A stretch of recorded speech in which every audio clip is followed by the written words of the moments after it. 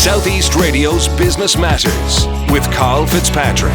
Southeast Radio. Welcome back to Southeast Radio's Business Matters with me, Carl Fitzpatrick. Well, COVID-19 has seen funding to early stage companies fall off a cliff, with investment down by 60% in the first half of 2020. The newly formed Alliance for an Innovation-Driven Recovery is urging the government to take action in order to save a generation of high-growth tech SMEs from being wiped out. John Phelan of the Halo Business Angel Network is a partner in the newly formed Alliance, and he joins me now to outline what they're calling on government to do to support startups and SMEs. John, what led the various industry bodies to creating the Alliance for an Innovation-Driven Recovery? I suppose, Carl, over the years, we've got a number of organisations in Ireland that are all passionate about early stage technology companies that are innovation driven. HBAN is one of those. HBAN is the Head of Business Angel Network. We are primarily a dating agency that brings on one side high net worth individuals to invest private capital into early stage technology companies that are very high risk. And we put the two together, and that's the dating part that we do. But there's a lot of other companies that are involved in the creation of the ecosystem to help develop early stage companies. So we have Scale Ireland, which do a lot of the policy driven stuff. We have Tech Ireland, which collects all the data. We have the Irish Venture Capital Association, which do a lot of the funding and financing. And we have Euronext. And the five of these bodies came together to effectively form an alliance that would be heard, because we were all saying a lot of the same things. And the same things we were saying to probably the same people, but with a smaller voice between each of us. So when you bring all those voices together, you bring quite a powerful body, because the members and the people that we all represent, there's a significant number of them when you put them all together, and there's a significant amount of capital that goes into those companies. And we've always felt that we weren't quite getting heard. And coming together has allowed us to do that. So it's great to see. John, the Alliance's main priority is to influence government to refine the Employment Investment Incentive Scheme, also known as EIIS. It's a tax relief which aims to encourage individuals to provide equity-based finance to companies. But what are your specific issues with this scheme? Without beating around the bush, Carl, I'm on the record for stating that I think it's not fit for purpose. And there's a number of reasons for that. It did move to a different model a number of years ago, where it's self-certification, which I think was done for the right reasons, which was to make the process faster. But at the same time, GBER rules came in, which required different criteria. And I don't think they got quite ironed out. And we're in Ireland, I think we're being very strict on those rules, whereas other nations like the UK and France are a bit more flexible with their understanding of those rules. And what it's done is it's tied everybody up in knots for their ability to apply for the EIIS scheme. We now have tax advisors who are saying to companies, do not go there, because it takes too much time, too much effort, and will cost you too much. And in the end, you may not even get it. And even if you do think you have it at the front end, when you come to the back end, when the investors are looking for their relief, revenue has the ability to decline it.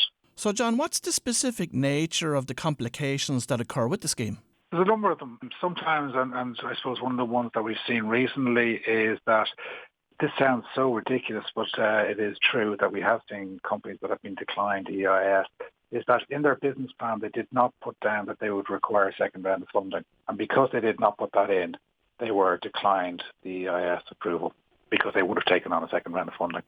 The other part is that when you take on a second round of funding, it hits the investors in a different ways, and some of them can't invest a second time, which just makes no sense. And John, is it true to say that under the scheme, the more you invest, the longer you have to stay committed? Yeah, so if you invest under 250,000, you can exit within 4 years. If you invest more than 250,000, it's 7 years. So our preference is that why penalise somebody for putting in more money, and why not just take it all down to 4 years and just standardise it? So how does the structure of the equivalent scheme operate in the UK? I suppose there's two parts to that. So if you look at the EIS scheme in the UK, the HMRC take a very different view of how funds can be distributed. And they're quite happy for fund managers to be involved so that the volumes of deals can be increased. They put to work last year $2 billion into SMEs through the EIS scheme, which is a phenomenal amount of cash and a phenomenal amount of support from the private sector into early stage technology companies. The way it's structured in Ireland is we can't actually create a fund, so you can't have a fund manager who would then distribute those funds. And of course, under the scheme, when certain conditions are met, investors can claim tax relief of up to 40% on their investment. But is that enough to incentivise investors? So the tax relief at the 40%, it's great when it works. And it does work occasionally quite well, but it's too complicated to work for a lot of companies. And the fact that the tax advisors are saying to companies and to investors don't use it would suggest to us that it's just not fit for purpose.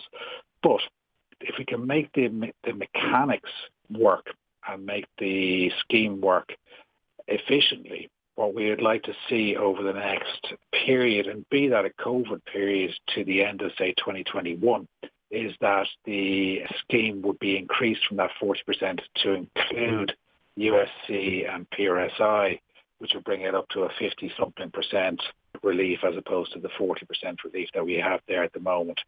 And really that's to incentivise private capital to go into those early stage high-risk companies and to leverage that cash along with the state's money. There's also a major difference in the capital gains tax regime between the UK and Ireland, which is attracting lots of Irish start-up entrepreneurs across the pond, isn't it? It is. So the capital gains tax here is 33%. You go to the UK, it's zero, up to 10 million. And we would like to see something similar here. As well as that, COVID-19 has seen funding to early stage companies fall off a cliff, with investment down by 60% in the first half of 2020. How soon do you see that recovering? My sense is that it could come back quite quickly, and I hope it does. What we saw in the first half of this year, and the numbers that you're quoting there from Scale Ireland and Tech Ireland, and that's the bigger picture. And I just speak for ourselves in HBAN in that we definitely had a drop. We saw about 20% drop.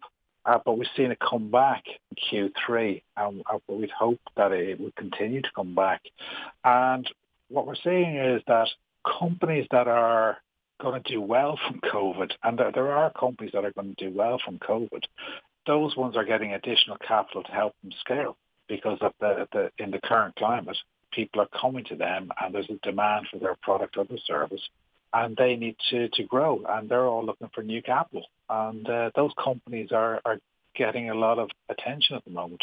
The Alliance was also calling for government to establish an SME task force to implement urgent changes to ensure the survival of innovative, entrepreneur-led SMEs and startups. This task force met for the first time 2 weeks ago, and they're about to start work on developing a national SME growth plan. What else would you like to see within the plan, John? I suppose the other things that will be personal base will be of interest is the R&D tax credit, how to simplify that for early stage companies. The very attractive tax credit when it's used.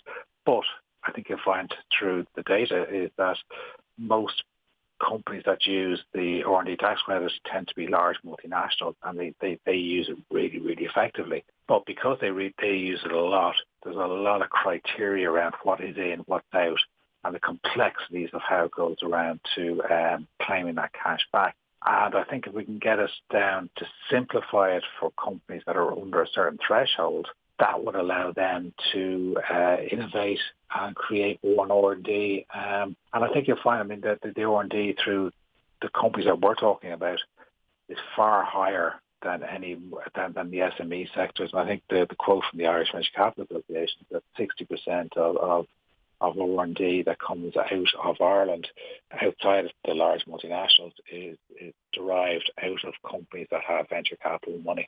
And finally, John, I note that the SME Task Force are considering proposing a tax relief for non-domiciled new hires by Irish SMEs to increase access to international talent. What are your thoughts on this? It's an interesting one that's really coming about, I suppose, from the current period. I suppose my first career is animation and games. And so the world I always came out of, and I've been in the investment game, I suppose, for the last 20 years, but my first 15 years of animation and games, which is a hugely mobile talent force. And we were using talent from all over the world. And it didn't matter. My first company was a studio in London, but we had, 15 people working in London, but we had outsourced talent in Hungary, Spain, Portugal, Poland, Luxembourg, Vietnam, Thailand, and the United States. And I've grown up in that community where you use talent because it's a great talent. And the ability for a company in Ireland to use great talent to create great product, not because they're cheaper, but because they're great talent and they will help create a far better product or service. To me, just it's a no-brainer. You got to do it. I think you got to watch over it so it doesn't get abused. But I think it's something that should be allowed. Well, if you've just tuned in, that was John Phelan of the Alliance for an Innovation-Driven Recovery, and I certainly hope that the government gives serious consideration to their requests when preparing Budget 21. Southeast Radio's Business Matters with Carl Fitzpatrick. South